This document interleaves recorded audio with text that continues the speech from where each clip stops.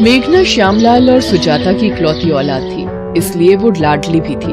उसके पिता श्यामलाल किताबों की दुकान चलाते थे। मेघना भी अपनी पढ़ाई पूरी करके अब अपने पिता के साथ ही दुकान पर बैठती थी।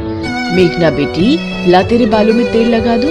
कितने दिन हुए तूने सिर की मालिश भी नहीं करवाई। लंबे बाल रखने का शौक है पर तेल भी तो लगाया कर। माँ, तुम हो ना मेरे बालों की देख रेख करने वाली, तो मुझे क्यों चिंता होने लगी? अच्छा, ससुराल चली जाएगी तो खुद से ही अपने सारे काम करने होंगे तुझे। क्या माँ, मैं तो वहाँ भी तुम्हें ही ले जाऊंगी। अगले दिन मेघना के पिता दुकान की किताबें और स्टेशनरी खरीदने बड़े बाजार चले जाते हैं। मेघना दुकान पर बैठी होती है। जी, मुझे एक फाइल मिलेगी, बड़ी ऑफिस फाइल। जी, ये 60 रुपए और ये 80 रुपए वाली है। ये 80 रुपए वाली दे दीजिए। ये इस तरह से पेपर नहीं लग पाएंगे, रुकिए मैं आपको पेपर पंचिंग मशीन देती हूँ। थैंक यू वेरी मच, वरना कोई इतनी मदद नहीं करता। वैसे मेरा नाम राजीव है, क्या आपका नाम जान सकता हूँ? जी, मेरा नाम मेघना है। धीरे धीरे मेघना और राजीव दोस्त बन गए और अक्सर एक दूसरे को वक्त देने लगे। और फिर एक दिन, मेघना, विल यू मैरी मी? हाँ राजीव, मैं भी आपसे बहुत प्यार करती हूँ। राजीव और मेघना अपने परिवारों में बात करते हैं और दोनों की शादी हो जाती है। मेघना अपने ससुराल आती है। राजीव के परिवार में राजीव के अलावा उसके माता पिता और छोटे भाई बहन थे। रिचा, अपनी भाभी को कमरे में ले जा। जी क्या?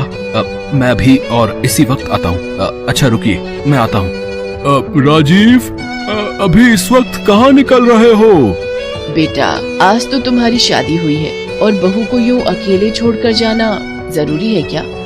माँ, ऑफिस में कुछ वर्कर्स दंगे पर उतर आए हैं, तो मेरे बॉस ने मुझे अर्जेंट बुलाया है। अब नौकरी में तो ऐसा ही होता है ना माँ, मुझे जाना होगा। मैं मेघना को समझा दूंगा, वो समझदार है। मेघना, मुझे थोड़ी देर के लिए ऑफिस जाना होगा। वर्कर्स स्ट्राइक करके ऑफिस में अपनी मांगों को लेकर तोड़फोड़ कर रहे हैं। जैसी ही बात सुलझेगी मैं आ जाऊंगा। मुझे भी बुरा लग रहा है ऐसे तुम्हें अकेला छोड़कर जाते हुए। कोई बात नहीं राजीव, पहले काम जरूरी है।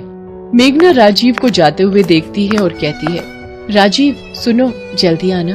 राजीव ऑफिस चला जाता है। अरे माँ, राजीव भैया कहाँ गए? राजीव के ऑफिस में कुछ मजदूरों ने दंगा कर दिया है, इसलिए उसे जाना पड़ा। राजीव ऑफिस पहुंचकर, अरे मोहन, सुरेश, ये क्या तरीका है मांगे पूरी करवाने का? इसे मारो सबसे पहले तो, ये मालिक का चहेता है, इसे मारो मारो मारो। सब वर्कर राजीव पर डंडे बरसाने लगते हैं। राजीव के सिर पर चोट आती है और वो वहीं मर जाता है। सारे वर्कर डर जाते हैं। अरे मालिक की गाड़ी आ गई, भागो भागो। राजीव, ये क्या हुआ राजीव? सर, ये तो मर चुके हैं। हमें ये बुरी खबर राजीव के परिवार को देनी होगी। बॉस राजीव के घर फोन करके राजीव के मरने की खबर देता है। ये नहीं हो सकता, मेरा राजीव नहीं नहीं। पिता का फोन हाथ से छूट जाता है। वो बड़ी मुश्किल से सबको ये बात बताता है। मेरा राजीव, ये क्या हो गया? हमारी खुशियों को किसकी नजर लग गई? भैया, आप हमें छोड़कर क्यों चले गए? कुछ देर बाद मोहित रोता हुआ राजीव की लाश को घर ले आता है। मेघना तो बिल्कुल शांत हो चुकी थी, मानो उसकी जिंदगी रुक गई हो। राजीव, आप मुझसे वादा करके गए थे कि जल्दी वापस आओगे। आपने वादा तोड़ दिया राजीव, आपने वादा तोड़ दिया। मेघना के माता पिता भी आ जाते हैं। पूरा माहौल सदमे में आ जाता है। राजीव का अंतिम संस्कार हो जाता है। बहन जी, क्या कुछ दिनों के लिए हम मेघना को अपने साथ ले जा सकते हैं? जी ले जाइए, कुछ दिन इसका मन बहल जाएगा। माँ, मुझे कहीं नहीं जाना, मैं यही राजीव की यादों के सहारे रहूंगी। तभी राजीव की बुआ दादी कुछ औरतों के साथ आ जाती है। आशा, ये क्या हो गया? राजीव कितनी छोटी उम्र में चला गया। अब रीति रिवाज के मुताबिक मेघना बहू को राजीव की विधवा बनकर रहना होगा। पर बुआ दादी, मुझे ये सब कुछ नहीं पता, तभी तो इन विधवाओं को लाई हूँ। ये मेघना को सब कुछ समझा देंगी। माँ, ये सब करना क्या जरूरी है? माँ, भाभी के साथ ये सब क्या हो रहा है? ये आजकल के बच्चे हमें बताएंगे रीति रिवाज। चलो, तुम लोग मेघना को सफेद साड़ी पहना लाओ, फिर इसके सिर के बाल उतरवाने हैं। माँ, ये बहुत ज्यादा हो रहा है। भैया के जाने की इतनी बड़ी सजा, इसमें इनकी क्या गलती है? आशा जी, मेरी बच्ची के बाल मत उतरवाइए, मेरी बच्ची ये सहन नहीं कर पाएगी।